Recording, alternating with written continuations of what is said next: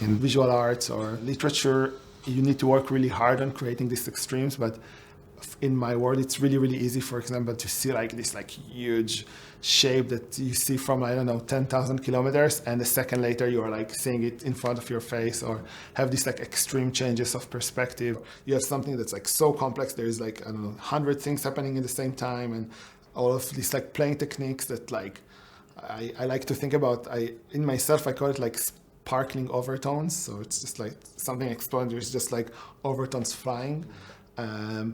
And there is so many objects finding, and then it cuts into like something so small and specific.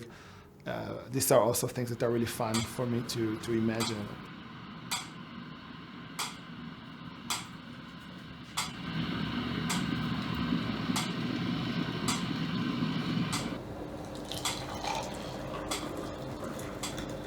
There is something about sound that you can be immersed in it, because it's not here or there. It's like you can live within it, and sometimes I actually feel like I live within the sound.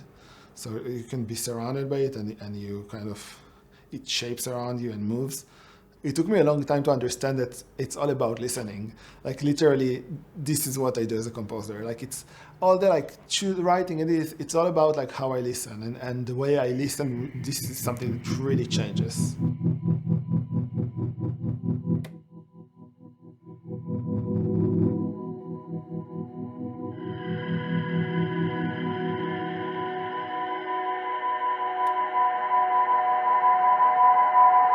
With sounds that are so abstract, it's always really, really complicated for me also to say what does this sound have to do? Why am I making these sounds?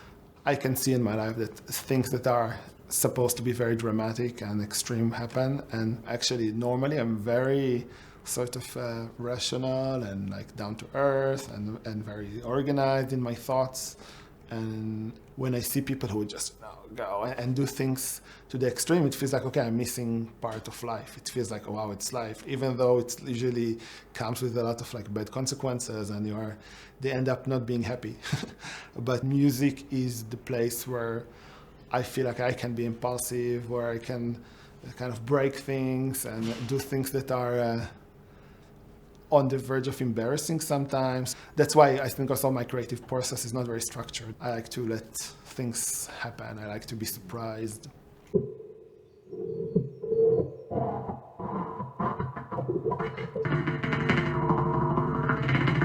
Wow. It's kind of cool. That's right? awesome. That's awesome. I like a lot to take instruments in my hands and search for sounds. It doesn't happen to me often that I go in the street and there is a sound and I'm like, oh, I need to use that. It's not the way it works for me. And then building the piece itself, building the process. This is something I know less how to describe. It's more, I want to say intuitive, but I don't like this word because everything is intuitive. You said a brush. I imagine like a drums brush.